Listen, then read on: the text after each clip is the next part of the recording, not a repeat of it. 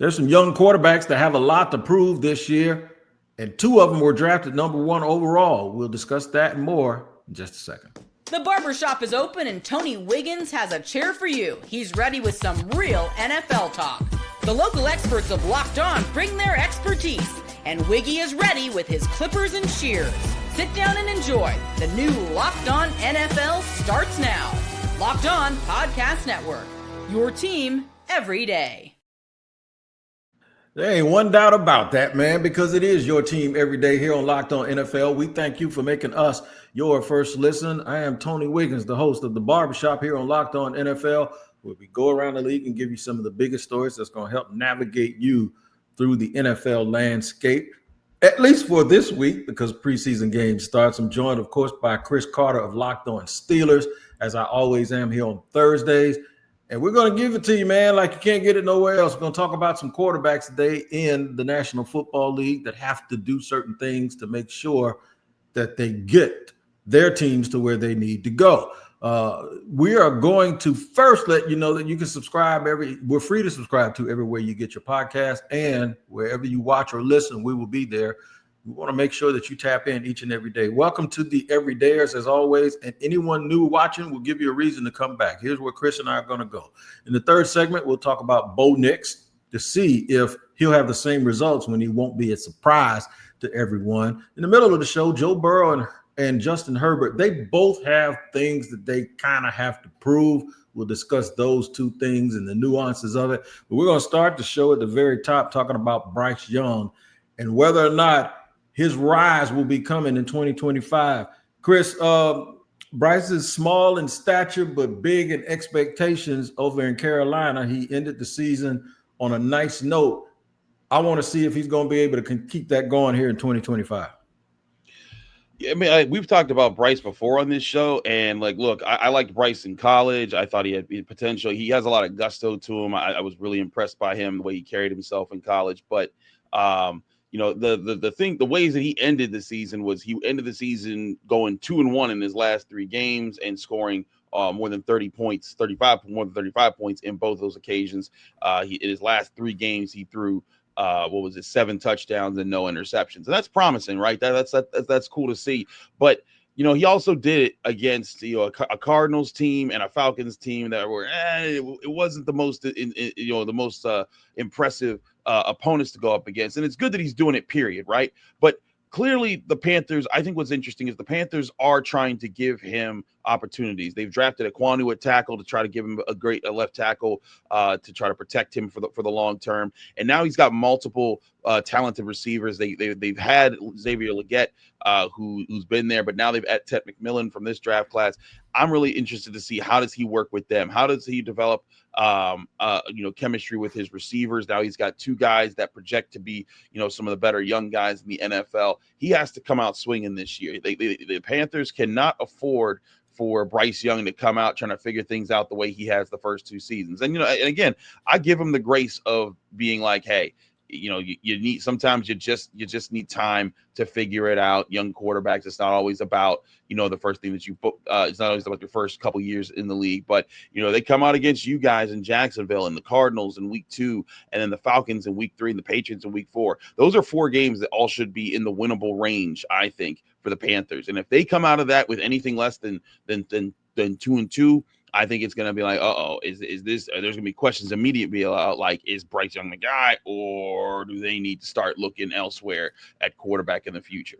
Yeah, I think they're definitely going to lose that opener, so they better win 2 of the next 3 after that. So, you know me, man, I got to throw my little bias in there, but I want to hear Julian Council talk about Bryce and what he's been doing in training camp. Let's go ahead and start off with the Panthers offense, taking a look at the quarterback position. Not really much to say at this point in time until we see Bryce and the offense on Wednesday. And then on Friday, where Dave Canales did say a week ago that the starters will play in the first 2 preseason games. At least we'll see what happens in the final game against Pittsburgh in a couple of weeks. But the plan is to play a series or 2, maybe even more.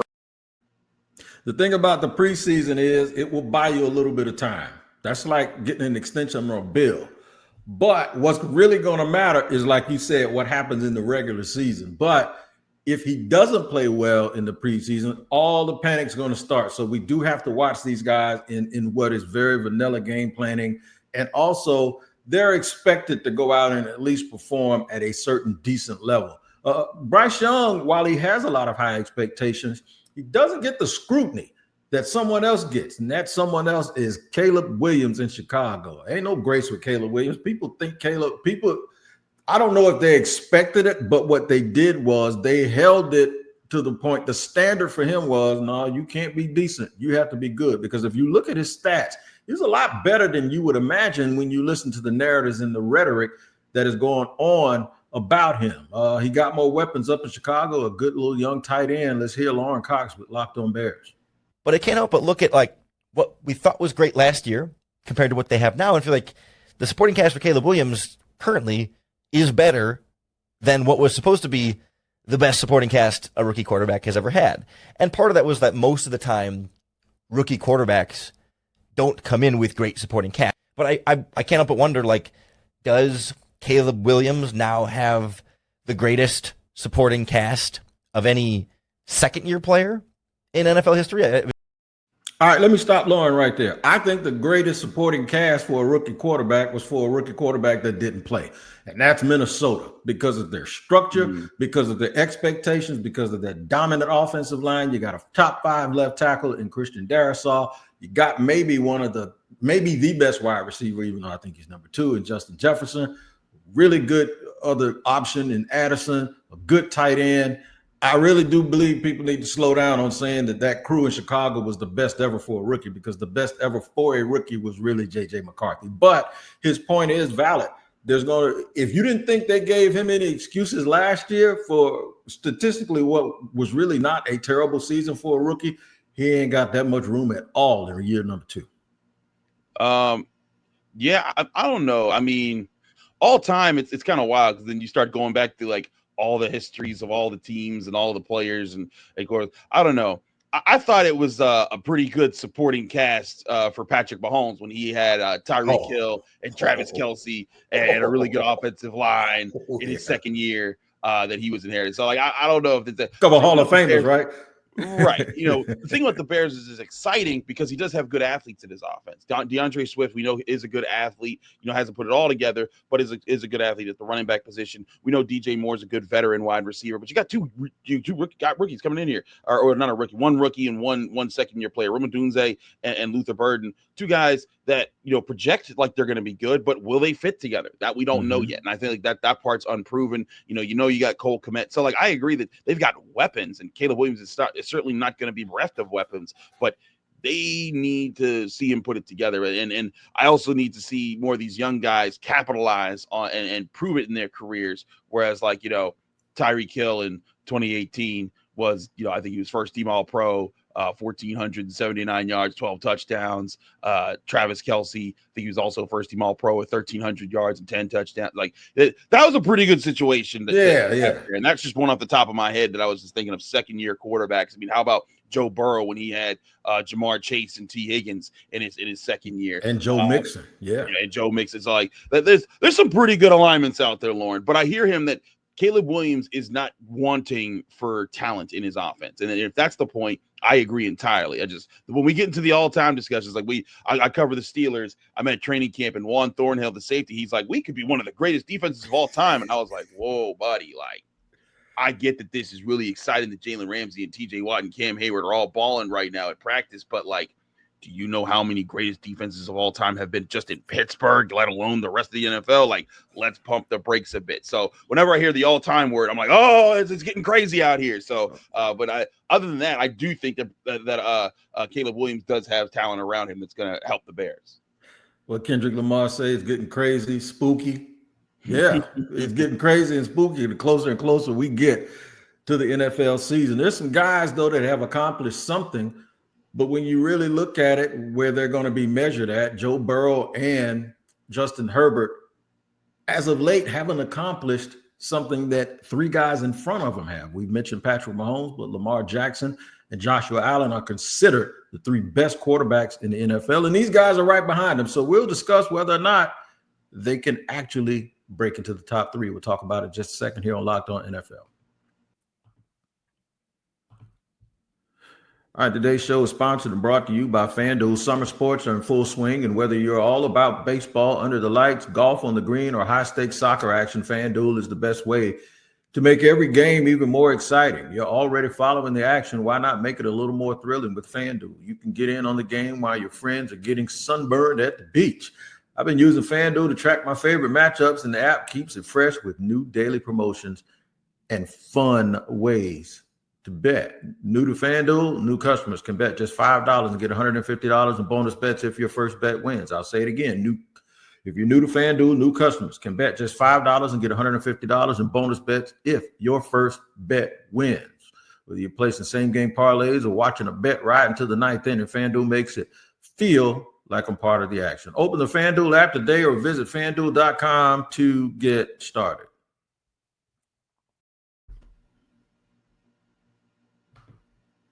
My man Chris Carter has joined me here on Locked On NFL, as he does here in the barbershop on a Thursday. The man's up there at camp. I can always tell when you're at camp and you ain't at home, man, because I know I ain't trying to be too familiar, but that's not your wall, dog. That is not your wall. I know it isn't. I tell you what. All right, familiarity is something that the Cincinnati Bengals are used to when you're talking about having a quarterback that is very successful. I am a huge Joe Burrow fan. I actually think Joe Burrow is a top 4 quarterback, and I don't necessarily think he's number 4. I just think Cincinnati has kind of done him dirty with the offensive line a little bit, but ain't nobody going to be worried about that if he doesn't play well this year and get that team into the playoffs. You know why? Because of expectations. And the thing is he either has not been healthy or has been on a real bad team the last few years that has not achieved the things that they want to. But we're going to listen right now and talk about the weapons and the things that Joe Burrow has up in Cincinnati. And the offense largely pushed through the defense on Sunday days. They, like I said, move the ball, Joe. So they're actually simulating drives of offense starting down around the 25 or 30-yard line and marching their way down the field. And largely a really, really good day for the first-team offense. Really strong performance from the offense in team drills. From my perspective, I don't think they got stopped, period. I think. All right, we're up in your wheelhouse now in the AFC North. The Bengals are very, very top-heavy on offense when it comes to skill position players. The problem with the Bengals is once you get past those top 3 guys, you start scratching your head wondering, what do they have? What do they got? Noah Fant, and I'm sitting there wondering why they spending more money. They got Gesicki at tight end. Why are they doing that instead of trying to find more offensive linemen? But Burrow, would you agree that Burrow has to do something more this year in order to keep people from saying, okay, he's starting to underachieve a little bit, because they're going to forget about what happened in his second year sooner or later? You know, I mean, last year he put himself in the MVP voting. He finished 4th in MVP, tied for what he got in his 3rd year in the NFL. Because he led the NFL in attempts, completions, passing yards, and passing touchdowns, and that was really great on his part. But his team missed the playoffs, and his team missed the playoffs for the, I think, 3rd time in his 5 years in the NFL. That's not what's going to cut it. I know wins on a QB stat, but he's got, if he wants to improve his legacy, he's going to have to carry them. And you brought up, hey, they've gotten it right at the wide receiver position, at the playmaker position, but they haven't gotten it right at O-line. But that's because they've invested in the wide receiver position. They're paying both of these guys. These guys aren't just drafted rookies anymore on rookie deals. They decided themselves, hey, we're going to pay these guys, and we're going to hope that offensive line works out without, trying to invest too much capital into fixing that. And they're also, you heard, Jake James talking about it. The defense is getting shredded in practice, and you kind of expect that when you're going up against the Bengals offense, right? But typically, at least in my experience of training camps, defenses normally win the early parts of training camps. Absolutely. The offenses then usually catch on and start to build their chemistry, and they start to win by the middle of training camp. That's kind of what's happening here in Pittsburgh. But the fact that the Bengals defense isn't winning is like even in the early stages, that's not a good look. I think the biggest problem the Bengals are going to run into is they're going to need Joe Burrow, Jamar Chase, and T. Higgins, Chase Brown to just be unstoppable. And when I mean unstoppable, I mean dropping 40 points a game, because this defense looks terrible. The offensive line looks terrible, and they're going to need to get the ball out fast. That Joe Burrow's going to need to be just as elusive as he was last year. And he was really elusive last year. He did a great job, but you only can do that so many times in your career, the way he plays. You know, it's different when like Lamar Jackson will get out, and he's shown the ability that he can run and slide or get out of bounds before anyone can touch him. He's just that fast. He's a freak of nature. But Joe Burrow, he's quick and he's shifty, and that's good. But eventually that gets caught up by when defenses are getting after you, especially if you don't have a good offensive line. Now, maybe Amarius Mims works out. Maybe he steps up and he becomes a really good right tackle for them. Maybe Orlando Brown Jr. is a better guy for them there. But they got a lot of questions to answer when it comes to the offensive line, when it comes to the defense. And I do think there is this case where if like they we're going to talk about Justin Herbert next, but if they miss the playoffs again this year, he'll be in the Justin Herbert conversation right now. He might even be in the Justin Herbert conversation, where he's this really talented quarterback. Everyone recognizes he has one of the best arms, one of the best. He's a great mental processor of the game. But it don't matter if you can't get your team into the playoffs, let alone get back to the Super Bowl. And again, that one run was great, but we haven't seen it. We haven't seen it since. And I think a big part of it is they haven't protected him well enough. You remember, I'm going to draw a parallel for you. And I'm going to get back to that point you made about the preseason also. But I'll draw a parallel for you. If you ask people who had the better career between Phillip Rivers and Eli Manning, they'll say Eli Manning because of those 2 Super Bowls. Go look at those numbers and see what happened. Phillip Rivers actually went and beat the Colts in Indy with Peyton Manning one year, and they almost made it to the Super Bowl. So my thing is we've seen this before. We've been around long enough. You have seen this before, and people think you're making a mountain out of a molehill, but you're not. Phillip Rivers' numbers are Hall of Fame worthy. I don't think he's going to get in, though, because he never pushed his team past the point. And he had a lot of competition. He had Peyton Manning, and he had, for a long haul, he had Peyton Manning and Tom Brady. And I think that carries some weight and some consideration in this discussion. But that thing you said about training camp is right. New people to the media don't understand this. Defenses are always ahead of the offense, and you almost want that because it provides the offense a simulated version of what they're going to see from these other teams, and then you have to watch them catch up. So we'll see how that turns out. Now, the other one, Keenan Allen, is back in L.A. I was going to say San Diego, but he's back in L.A. after a year hiatus. I think that's going to help Justin Herbert a little bit, and we'll hear from my man Daniel Wade over here at Locked On Chargers, and he'll tell you why that's a significant deal.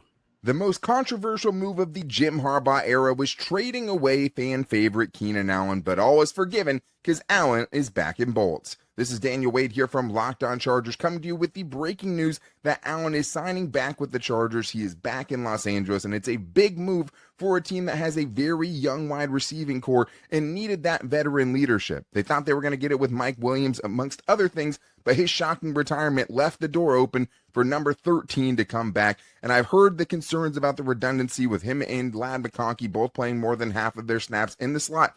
But the Chargers are better with Keenan Allen, and it's up to the offensive coordinator, Greg Roman, to figure out how to use him. But with both of these guys now available to you on third down, you can't just send the house and have them all cover Ladd McConkey. You have options now, and now this wide receiver room feels a little bit more fleshed out and a little bit more dangerous. But for the full breakdown, make sure to check out the Locked On Chargers podcast, part of the Locked On Podcast Network, your team every day. I don't know who's happier, Justin Herbert or Ladd McConkey. One of them, or maybe both of them. No, I think it's going to be interesting to see how this team puts its offense together. One thing I was really impressed with Justin Herbert, when Jim Harbaugh showed up to town, I knew Jim Harbaugh was going to be like, "Hey, we're going to stop this turnover stuff. We're going to protect the ball." And Justin Herbert protected the ball, decently throughout his career. But last year he led the NFL in having the lowest interception percentage of any quarterback. He threw 3 interceptions out of 504 passing attempts, threw 23 touchdowns. That's a pretty good rate, right? He protected the football. But now I think part of it is they also recognize that, hey, you need to get some better weapons around him. The Ladd McConkey's there. Keenan Allen's back as a route runner. You hope Quentin Johnston can maybe step up. And now you've also added Omarion Hampton and Najee Harris to the running back fold. You already have some really good offensive linemen in Joe Alt and Rashawn Slater. So, and you've added Mekhi Becton this is a group on offense that I think has the potential to be one of the more dangerous groups in the NFL. The Chargers are my sleeper team for the Chiefs in the West right now, but I feel crazy in saying that, Tony, because like all my life, everyone's always told me the Chargers are the sleeper team because all them Phillip Rivers years. Oh, they're gonna figure it out. They're gonna figure it out. And they never figured it out. But this is Jim Harbaugh. Jim Harbaugh knows something about building teams that can last. Even though he didn't get a ring with the Niners, he was pretty close. And I'm intrigued to see what they do there.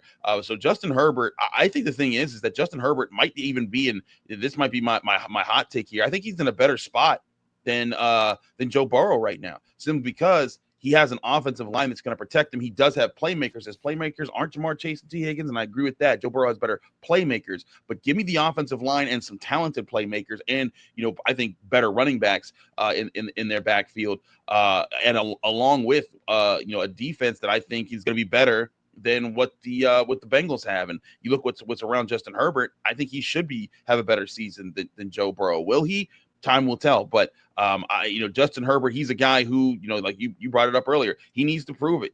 His team, the best record they got was last year at 11-6, but he still is not in that conversation with being the top quarterback in the NFL. He needs to start showing it, and I think that he has the tools around him. If he doesn't start showing it soon, I think people are going to start putting him in that Phillip Rivers conversation where you bring up Phillip Rivers numbers. I was, as a person just watching football, was never scared of Phillip Rivers. That guy was, talented, but always folded in the big moments. It's just that's what he did for his career. You brought up the AFC quarterbacks that he had to go through. He also never got through Ben Roethlisberger in the big game. So I just think that there's a lot to this that Justin Herbert has to prove before he starts getting put into that crew of quarterbacks that are really talented, but just never break the ice.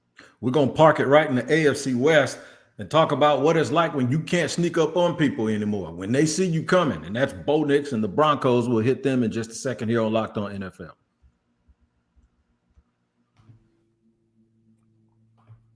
All right, today's show is sponsored and brought to you by, and the episode is presented by Yahoo Fantasy. It's the best time of year. NFL kickoff, it's almost here, and that means fantasy football season is back in full swing. And this year, Yahoo Fantasy is turning things up with fantasy football, a fantasy football experience like never before. This year, me and my guys at the Playmakers and Showtime, man, I said 16 years. It's about 18, 19 years. And we're playing Yahoo Fantasy, and you should too, whether you're a first-timer or a veteran, making your 1 millionth league, right? I'm telling you, we've had a great time. The fantasy draft is a get-together of a bunch of dudes, man, that really don't see each other very much, but we absolutely enjoy getting together every year. To celebrate 20 years of fantasy football greatness, Yahoo Fantasy is dropping 28 big new features over 28 days through August. To kick it off, they just dropped Yahoo Fantasy Guillotine Leagues, a killer new way to play fantasy football on Yahoo, where the lowest scoring team gets eliminated each week until there's one team left standing. With the season around the corner, now it's time to get your league together and give the new mode a try. If you're more into the classics, you can still play head-to-head private leagues or join a public league. Stay tuned for more killer announcements and start playing Yahoo Fantasy Football now at yahoofantasy.com/LockedOnNFL.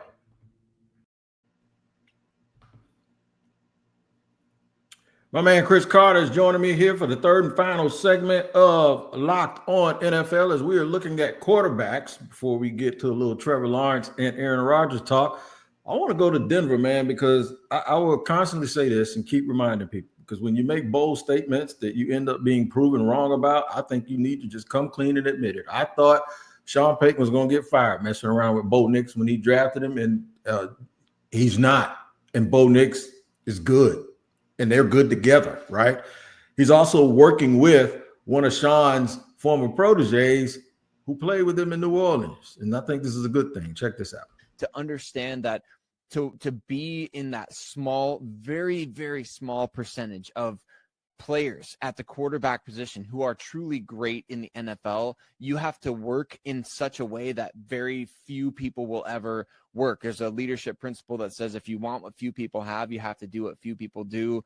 And Bo Nix exemplifies and embodies that. He's taking these extra measures that are very Peyton Manning-esque. And right, I want to get better in terms of being a passer or a thrower of the football. So I'm going to hire Tom House as a consultant to coach me up in this way. I want to get better at understanding Sean Payton's offense. So I'm going to go to the guy that understood it better than anybody for a longer period of time than anybody has ever played with Sean Payton, right? So you see Bo Nix taking these steps and these measures to be better in year 2. He understands that you have to actively go out and chase that level of greatness.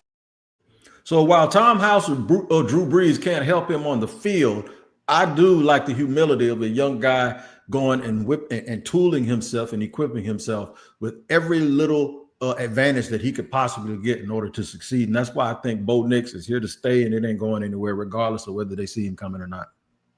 Like you, Tony, I was surprised by Bo Nix. I did not think that was a good pick. I thought he stepped up. He made some really big plays. He had 3 fourth quarter comebacks and game-winning drives last season. But to your point, and I think the big thing here is less about what not being a surprise, and it's more so about like now we have the film on you. This is often when I look at guys like C.J. Stroud last year. Like, okay, that was cute what you did last year, rookie. Now let's see what you got this year, because now we know your tendencies. Now we have a better sense of how you process the field in the offense that you're working in. And so now we're like, that's the thing. Like we talked to Aaron Rodgers on Wednesday, and he talked about how preseason football isn't football because defenses and offenses are coming out with bland looks. It's more about the reps. It's more about getting guys attuned to the speed and the pace of the NFL. But you're not seeing what defenses are going to be calling in the regular season in the preseason. They're calling the most bland coverages and bland blitzes and bland defenses because they want to see some of the younger guys just fit into form and do what they're supposed to do. So Bo Nix, he faced that last year when guys were playing for real, and he did solid. But now things get more aggressive because now teams have more tape to work on you with. When those coaches and those analysts and are doing their game planning week after week, there's a lot of research done in the weeks leading, before the season to prepare to say, hey, this is in our databases from last year about what certain guys, we know we're facing these sorts of teams. These are the packages we're preparing to say, hey, when we get to week 5 and we got the Broncos, here's the highlights and the lowlights of Bo Nix. These are his strengths. These are his weaknesses. This is what we study, and this is what he did in the last couple games as well to tack on to that. So now when we head out here, we have certain sets that we're practicing. We have certain blitz packages, certain coverage packages, certain matchups that we know that, hey, the Broncos like to get this certain formation over here where they'll line up Cortland Sutton this way next to this guy, and we have to watch out because that's how they get these guys free. Those are the things that NFL teams are doing. That's why the NFL is such a more complex game than college football, because there's so many things like that are being done at the highest level. And college football do it too, but it's to the nth degree when it comes to the NFL. So that's the thing I want to see Bo Nix do, is now that there's a bigger package for people to study about what he does or what he's done. I want to see how he counters that, because when teams start to prey on that, that's often when you start to find out how good a quarterback is. Like, to me, when Patrick Mahomes came out and did a second year after his second year, when it was really his third year in the NFL, when he came out after his second year and he was still beating on people, I was like, oh no, okay, this guy's legit. This wasn't a one-hit wonder. He is that dude. But that's what I need to see out of Bo Nix. And Bo Nix didn't even have,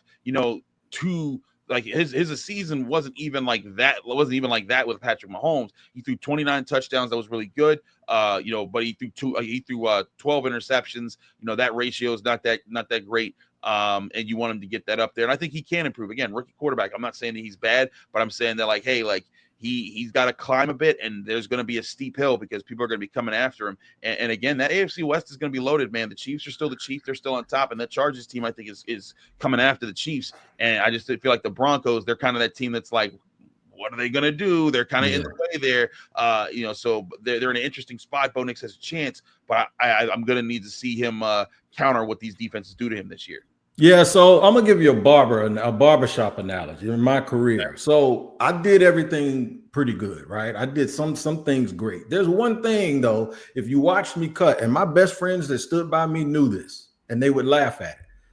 I struggled with mustaches, but I always did them well because I had to take my time and rely on my fundamentals. So what this means is defensive coordinators, they're just gonna take 30 clients to the barbershop and they all want mustache trims. They're going to make him do it all day long. That's what they do. And that's what if they would have done that to me, I'd have been like, here we go. But you see that I have to slow down. It's not instinctive. I have to be very, very methodical. So now we have a barbershop analogy. Real quick, Pittsburgh is coming to Jacksonville for the first preseason game on Saturday. It's Aaron Rodgers. Will he play? Trevor Lawrence is going to play. Give me a little bit of a preview about what we're going to see and what we won't. Aaron Rodgers will not be playing. Everything I've heard it. He even said it yesterday when we talked to him. He doesn't expect to play. He said he would play if he was asked to. But no, I think what you're going to see is most likely Mason Rudolph at quarterback for the Steelers. You might see, what you'll definitely see is that young offensive line. That's what the Steelers are going to be testing the most. They want to get these guys acclimated. Broderick Jones, a big year for him. His fifth-year extension will be due after this season. And the Steelers got to see it. But what I'll be interested to see is how much of the defense plays for the Steelers. They've been resting a lot of their corners, their top three corners, Jalen Ramsey, Joey Porter Jr., and Darius Slay for the past couple of days. And it feels like they're kind of letting them cool off because those guys were flying all over the place in the first week and a half of camp. And I think they're kind of being like, okay, guys, we know you're really good. Let's let the other corners in. So I think you're probably going to see like the fourth and fifth string corners as well. But if you're going to look at the guys that the Steelers are going to be trying to see the most out of, it's in the trenches. So Broderick Jones, Zach Frazier, Troy Fautanu, those guys in the trenches, Mason McCormick as well, are young guys who are going to play probably a good bit in this game. Defensively, expect to see Derek Harmon, the first round defensive tackle out of Oregon, a lot, as well as Y.A. Black, the fifth round pick out of Iowa. Both of them have had tremendous training camps. And also, I'd be interested to see how much Roman Wilson plays, the third round pick wide receiver in his second year out of Michigan. He's going to probably get a lot of looks here. But there's a lot of young guys the Steelers are going to throw out. Those are the guys I expect to see, but don't expect to see too much of DK Metcalf, of Jalen Ramsey, of Aaron Rodgers, of TJ Watt, of Cam Hayward. Those guys probably all going to sit out this game. They'll probably play a couple series at best in the second game of the preseason and then sit out the last one because a lot of those guys have kind of shown it throughout camp that they're ready to go for the regular season. You're going to see Travis Hunter, though, on offense and defense. That'll be interesting. So I know everybody's going to be looking forward to that. And you need to be looking forward to Locked On Bets and making it your second listen of the day. Betting experts Lee Sterling and Kevin Rogers have daily Major League Baseball locks and can't miss football futures. That's going to turn into football presents because we're going to be right in the middle of the football season. It ain't going to be about the future. It's going to be about the right now. But until then, find Locked On Bets on YouTube or wherever you listen to podcasts. Chris Carter is going back to work, going out to camp, going to attack the world and get it. Make sure you check him out for all the Steelers coverage on Locked On Steelers, as well as the Pittsburgh Post-Gazette. And me, you can check me out on Locked On Jaguars. We are happy that you spent 32 minutes with us today. We do not take it for granted. We know your time is very, very valuable, and we are glad that we were able to at least give you something to enjoy for that time. We appreciate you again, and thank you for joining us. We'll see you next time.